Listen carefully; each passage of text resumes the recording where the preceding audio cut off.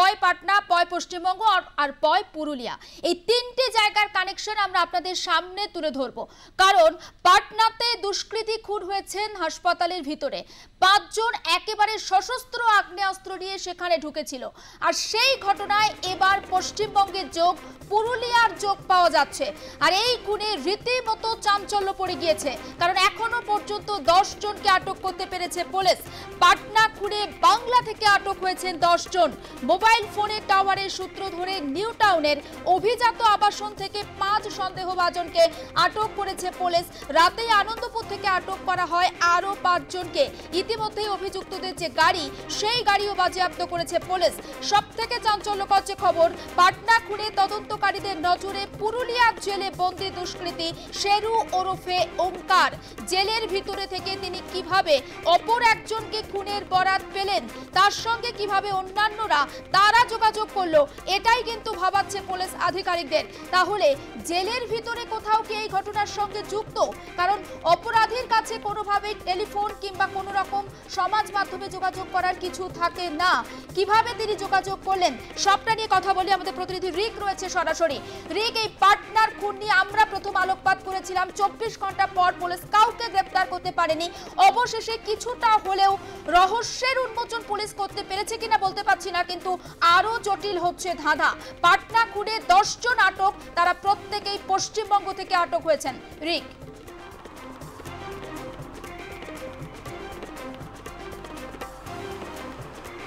একদমই পাটনা কাণ্ডে যখন প্রধানমন্ত্রী সফর, ঠিক তার আগের দিন রাত্রিবেলায় এইরকম একটি নৃশংসজনক ঘটনা, যেখানে কার্যত প্রশাসনকে বুড়ো আঙুল দেখিয়ে হাসপাতালের মধ্যে ঢুকে দুষ্কৃতীর তাণ্ডব চালায়। এবং তারপর এই ঘটনার একের পর এক ধারাবাহিকতা আসে। পশ্চিমবঙ্গ থেকে গ্রেপ্তার হচ্ছে একের পর এক। প্রথমে 5 জন গ্রেপ্তার হচ্ছে নিউ টাউনের সাপুরজি এলাকার একটি আবাসন থেকে, তারপর আনন্দপুরের একটি হোটেল থেকে, সেখানে তারা 2টি রুম বুক করেছিল, করে 5 জন ছিল।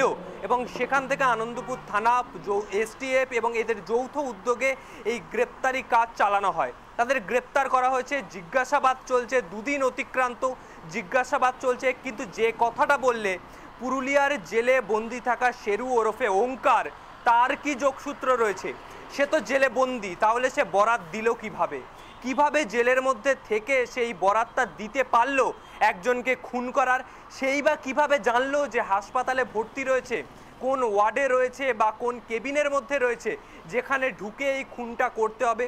তার মানে তার বাইরের জগতের সাথে জেলের ভিতরে থাকাকালীনও যোগাযোগ রয়েছে। সেই যোগাযোগটা কিভাবে থাকছে?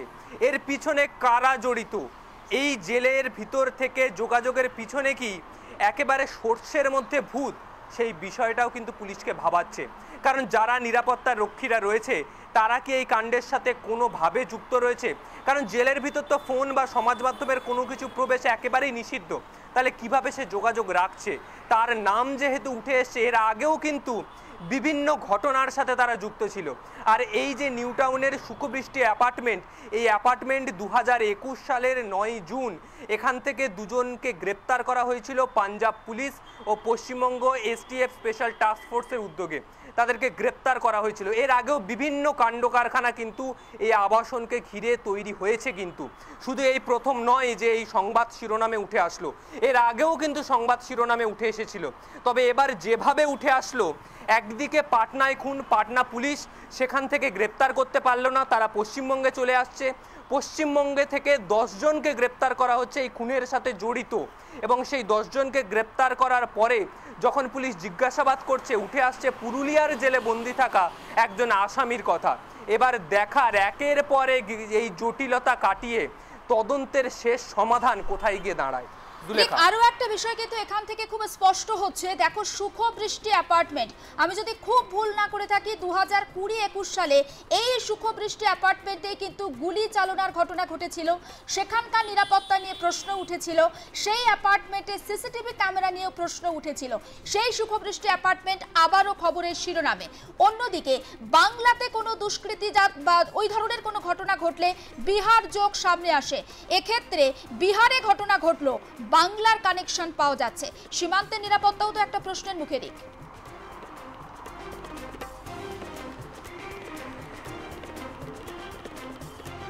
একদমই সীমান্ত নিরাপত্তা কিন্তু একেবারে প্রশ্নচিহ্নের মুখে এক্ষেত্রে। আর এই সীমান্ত নিরাপত্তার জন্য তৃণমূল কংগ্রেস কিন্তু দায়ী করছে, আবারও বলবো তৃণমূল কংগ্রেস দায়ী করছে এই পশ্চিমবঙ্গে মোদির সভাকে।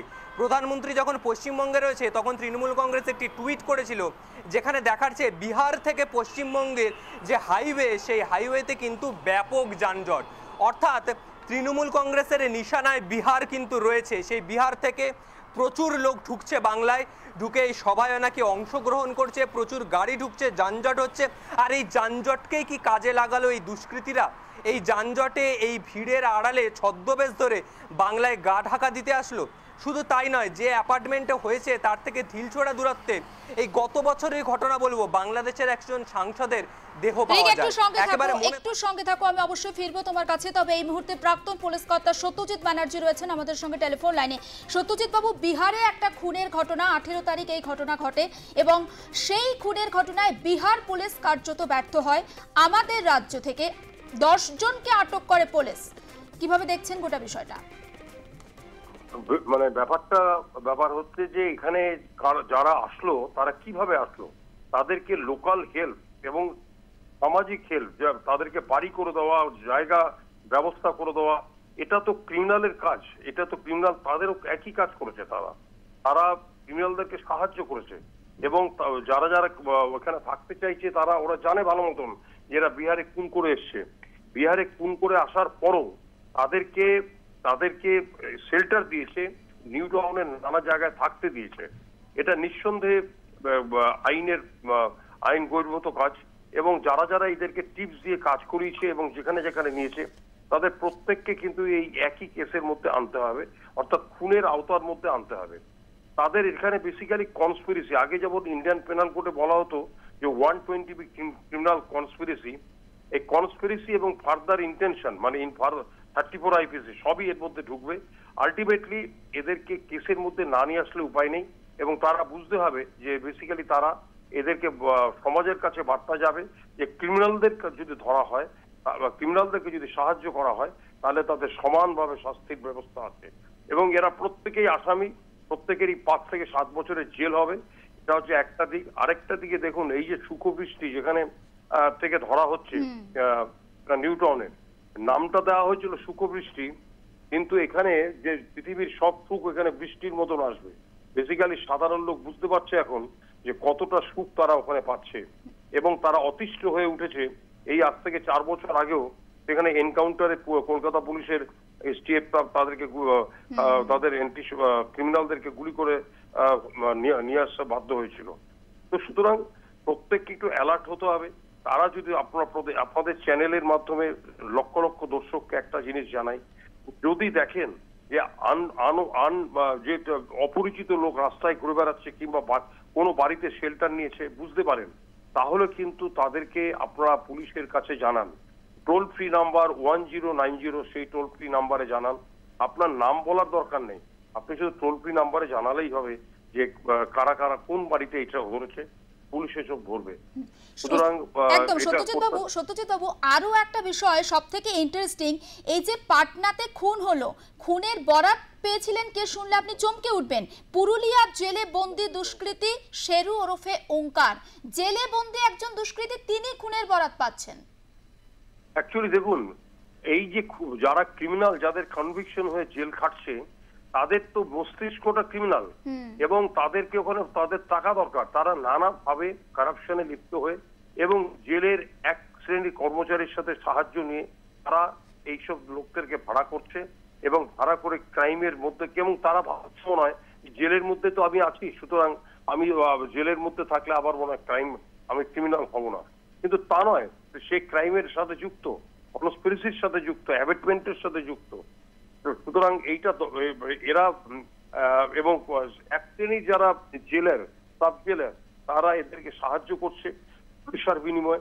আমার মনে হচ্ছে এদেরকে আটকাতে গেলে প্রত্যেকটা সেলে CCTVর ব্যবস্থা রাখতে হবে এবং যারা এইসব সেলে কথা বলবে তাদের প্রত্যেককে অ্যারেস্টের আওতার মধ্যে আনতে হবে। যদি পুলিশ অফিসার জেলের কর্মচারী হও, তাকেও অ্যারেস্টের মধ্যে আনতে হবে। এটুকু না হলে আপনি কারাপশন বন্ধ করতে পারবেন না এবং জেলে বসে যে কনস্পিরেসি ষড়যন্ত্র হয় সেটাকেও আটকাতে পারবেন না। এটুকুই আমার ছোট করে বক্তব্য। বেশ, অনেক ধন্যবাদ। আমরা কথা বলছিলাম প্রাক্তন পুলিশ কর্তা সত্যজিৎ ব্যানার্জির সঙ্গে। আমি আরো একবার কথা বলবো, রিক রয়েছে আমাদের সঙ্গে সরাসরি। রিক, তুমি যেমনটা জানাচ্ছিলে, চলো।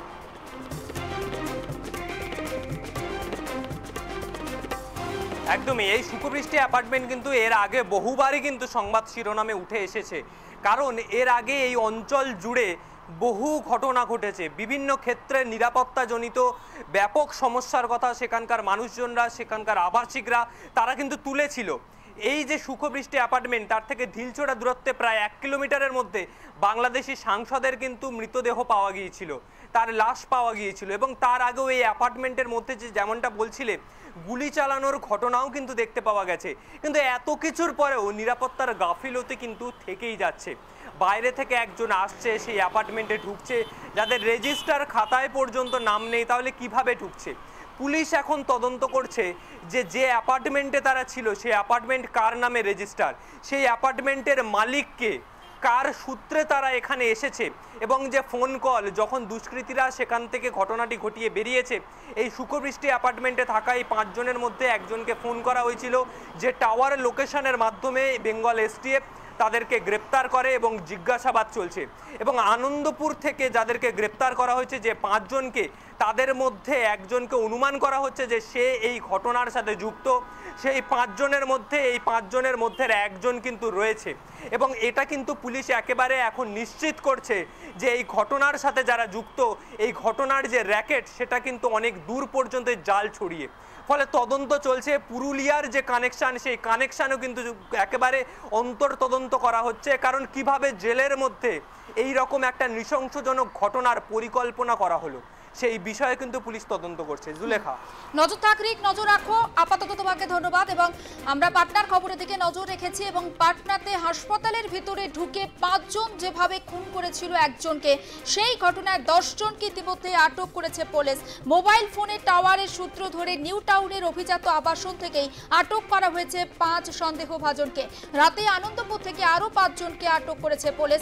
অভিযুক্তদের গাড়িও ইতিমধ্যে বাজেয়াপ্ত করা হয়েছে।